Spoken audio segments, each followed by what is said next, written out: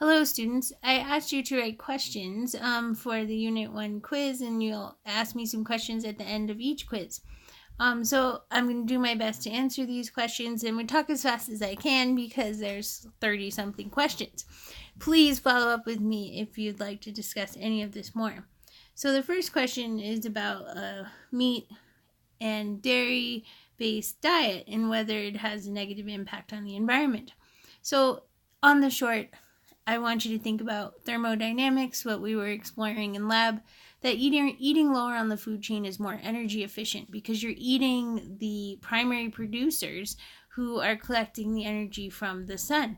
When you eat through several trophic levels, like if you eat a cow that has consumed plants, then there's more entropy in those energy transformations. So eating lower on the food chain is more energy efficient in the most simplest of terms. So now this is a question about the iPad equation. For this, I found your paper, so hold on. Okay, so this paper, Changing Views, the iPad equation and its variants, Changing Views of Technology and Environmental Impact. So the iPad equation basically relates the three variables of population, affluence, and technology, and attempts to make an expression of environmental impact.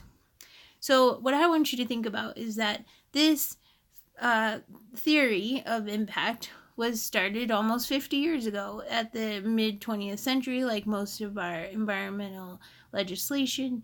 And now we've had decades to collect empirical evidence about the effect of affluence, technology, and population on impact. So that equation is being modified all the time based on the addition of new evidence. So when thinking about the sustainability paradigm, we discussed maybe too briefly the social progress, economic development, and climate and environment prongs of the sustainability paradigm. So again, I want to lay down some simple ideas, but not go into great depth here. But essentially what I think about the sustainability paradigm is it's kind of like the democratic model for higher education.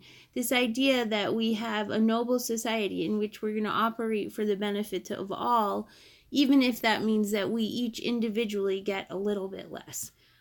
So when we keep that in mind, what we're really saying in the sustainability paradigm is this idea that we need to adopt a cultural mindset where profit is not driving us. Social progress, so the development of humanity in all sectors, not just within the social sector in which a person lives, that all people deserve economic development, but that this should not occur to the detriment of climate and environment. So I think that really a noble society is a way that I think about this. Sorry, my pen is going crazy. And I wish that we could achieve at some point this idea that we all operate in an ethical way, even if it's not the most profitable way to operate. Okay, next question. So this person's asking about what kind of job do you get with a sustainability degree? And this is a great question. I think that in my lifetime, in my career as a college professor, just 10 years, sustainability degrees are popping up. They didn't even exist when I was in college. So what do I have to say about this? Essentially, I say, go look. All kinds of organizations have sustainability programs, and I kind of liken it to a degree in communication. Every organization needs a sustainability manager, and that might be structural or environmental. So like here at CC, their sustainability manager is really focused on like structural sustainability, but maybe a bit less on environmental sustainability. But here at UCCS, we think about both, but we have a lot of grassroots initiatives on the environmental sustainability side. So take a look, go look for a job long before it's time for you to get a job and see what jobs are out there. I do that all the time. I just like to see what even jobs are called. So I always have agents on higher ed jobs just to see who are they hiring, what kinds of professors. So follow that same advice. Now with number 6, with the population growing, can we have a major virus epidemic in the near future?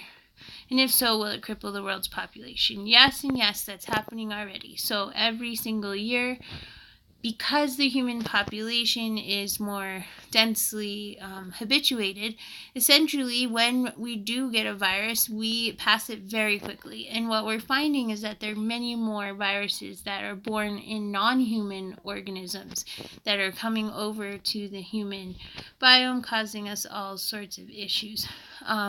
So examples are H1N1, Ebola, HIV, and I really think that these increases in human illnesses really indicates that the planet is at carrying capacity. There are already too many humans here, and they're already too close together. And so it's hard for us to stay healthy because we're passing our illnesses so quickly between us. So the next question, why do so many still deny that global warming is a reality? I think that gets back to the sustainability paradigm question. We don't live in a noble society. It's really a lot easier for people to deny global warming, line their pockets, think about other industry-focused goals, and forget about the fact that we are all on the planet together. So, moving right along, what will be done if we run out of a resource that is necessary for life? How would we adapt, and how would it change the population numbers? Well, these are really big questions, but I personally envision that our brains and technologies will keep humans alive, but the quality of life will continue to deteriorate unless we adopt a noble society. So an example is this old movie called Soylent Green, where everyone's eating like this little wafer.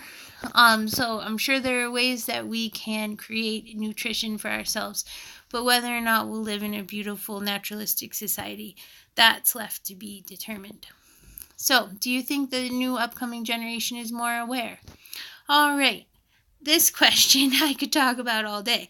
I've been teaching for the last 10 years, and I think I see more awareness among my students, but see, my reality is always shifting as I mature and I have more life experiences.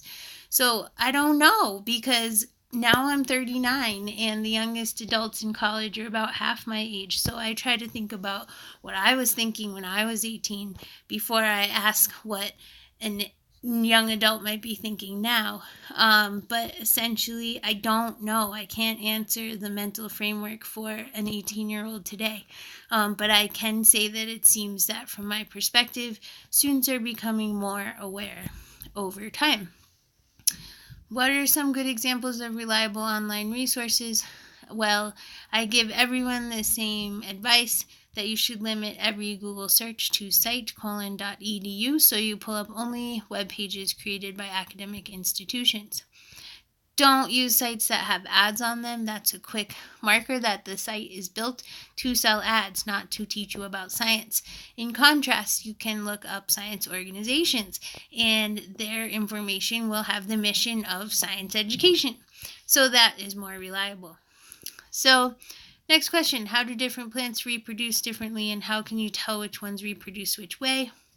When we're thinking about reproduction, you can have seed production, vegetative growth, cloning. The best way to tell them in the near term is the age of the plant. So, for example, most tropical fruits are cloned because it just takes way too long to grow a fruit tree from a seed. So, we have a loss of genetic diversity actually in many of our agricultural crops because we're using vegetative means to propagate them, and therefore they're not undergoing sexual reproduction, increasing their genetic diversity. Okay, when should we begin to educate formally the populations on our environmental responsibility? Should it come in addition to reading, writing, and arithmetic at a young age? So I love this idea, and there's always this challenge that as we're educating through culture, the parents need to be educated as well. So I remember when I was growing up, my grandma wouldn't recycle. She was convinced that it was not economically viable opportunity for human beings to recycle. But see, her framework was so different from mine. But in my house, if I didn't learn about recycling at school and challenge her with my conversations about recycling, she might not know anything about recycling. So that is a generational question. So thinking about how can we understand the Jevons paradox and help us with overconsumption. So essentially, the paradox occurs when technological progress or government policy increase the efficiency with which a resource is used, but the rate of consumption of that resource rises as a result. So this paradox is perhaps the most widely known paradox in environmental economics, but the solution is to keep costs high to avoid overconsumption. So just because we can make something more efficient doesn't mean that it should be cheap, because if you can power a light bulb on 13 watts, doesn't mean you should have many more light bulbs because you're consuming less watts. It means that per unit area of consumption, you consumed less. If you increase the per unit area of consumption, then you're still consuming the same amount. So keep costs high to avoid overconsumption. Is there truly a difference between preservation and conservation? Yes and yes. So when I was out of college, I worked for the United States Forest Service. And essentially, the best example I can give you is that the National Park Service is designed to preserve the landscape. All you can do there is enjoy it for recreation, or it can be a wilderness area preserved in a pristine state for its wildlife and ecological values.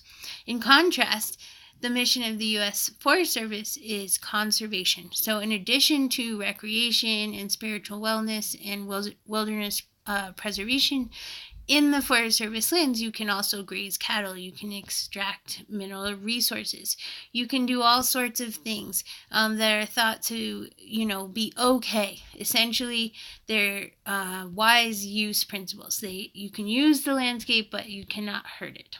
So conservation is use with protection, and preservation is actually a limitation on use. That's much more stringent. So, is there a certain identifiable pattern with how non-living and living organisms interact? No, there isn't, except in the principles of biology. So, all animals breathe in oxygen. They assimilate carbon resources through glucose breakdown, same exact ways. So when you think about what organisms need to survive, in that way there are identifiable patterns. But how exactly one organism or another or community of organisms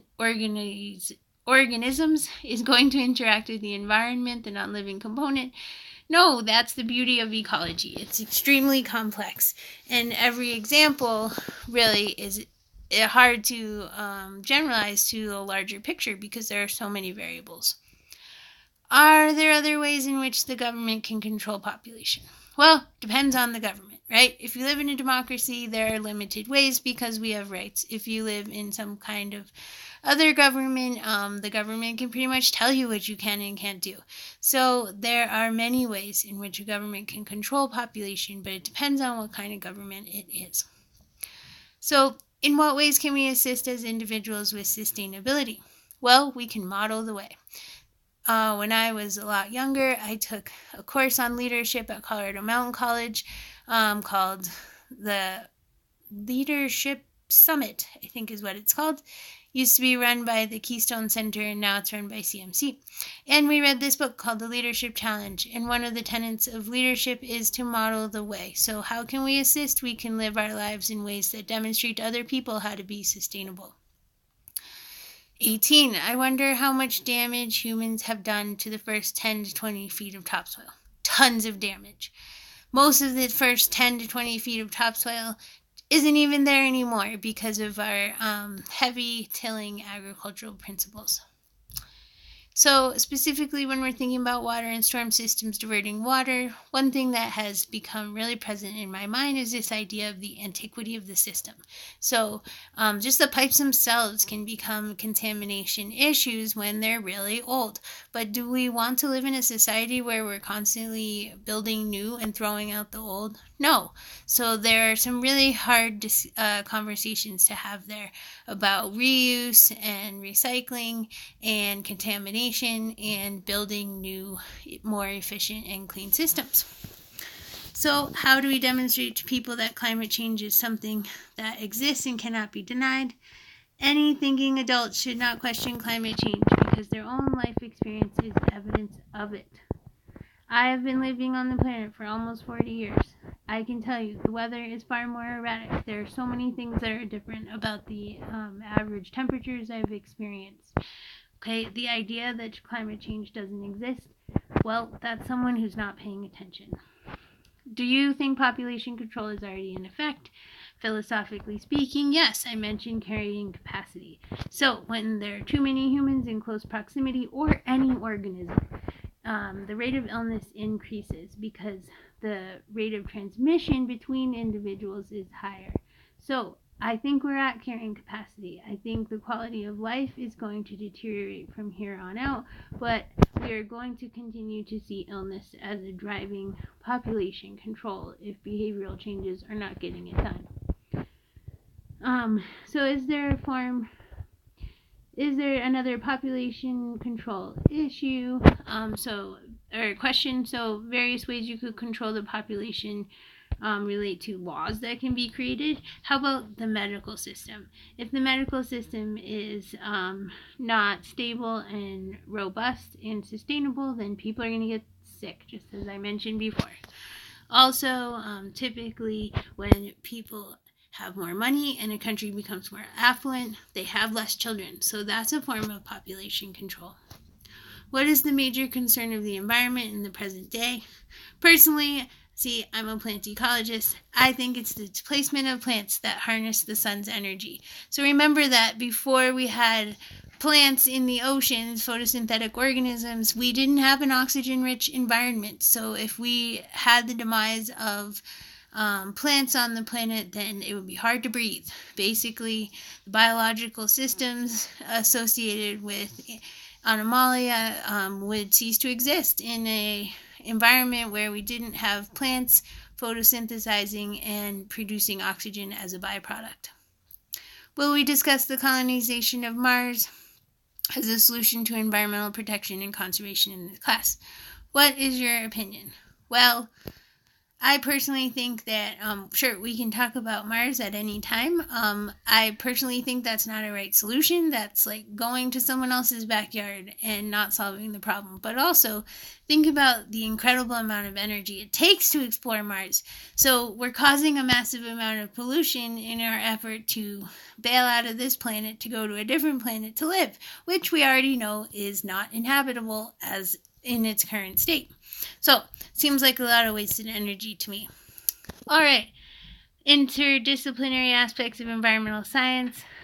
We are going to go into this in depth. We're doing a lot of basic science right now, but now we're going to apply it to all sorts of environmental questions that we have. Now, how does food chains affect ecosystems? Well, this is a major concept. I already discussed it a little bit, and this is a hard question for me to answer because, of course, that is basically the definition of ecology. So let's put that on hold. I'm not going to say anything else here, but we'll keep asking ourselves that question, that overarching question. And again here, what are other ways to protect our environment? Again, huge question. We are going to explore this throughout the course. We're going to look at all sorts of things like alternative forms of energy, alternative forms of agriculture, resource extraction, etc. What are the major changes in the environment after humans become more aware of sustainability? What I think we're looking for here is a slowing of change. So we want to see a rate of change. A change in the rate of change. We want climate change to slow down. It has never moved this fast before, although climate change is an earthly principle that is not foreign to the earth prior to anthropogenic change, right? The problem with human-induced climate change is that it's faster than the natural climate changes we can deduce from fossil records, for example, ice core records, etc. All right, so we've been talking a lot about sustainability and why it's important, but how much is the world as a whole doing to sustain the planet? Well, the biggest thing in the world now is the UN Sustainability Development Goals. There are 17 goals and they all have sub-goals, but essentially this is kind of an overarching document, a way of being that hopefully will drive us towards that noble society and that sustainability paradigm, okay?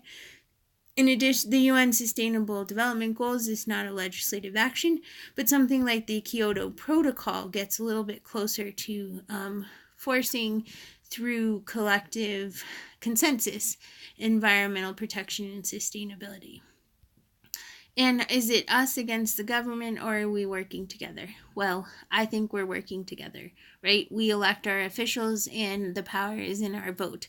If we elect the right people, we're working together. If we sit back and do nothing, then it's possible that our leaders will do things that we are not feeling great about. Okay, I guess what I'm wanting to know more are how acts of sustainability are currently being implemented. Again, we have huge, broad question, and let's keep looking for answers throughout the course.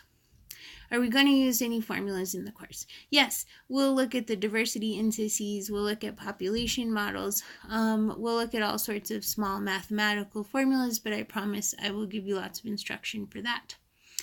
This next question I don't totally understand.